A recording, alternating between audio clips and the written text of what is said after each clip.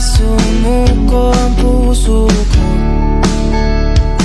sa paulit-ulit na pagkakataon na nasaktan na bigo.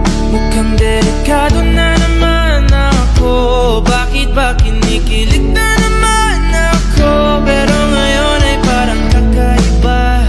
Pag nakatingin sa iyong mata, ang mundo ay kalma.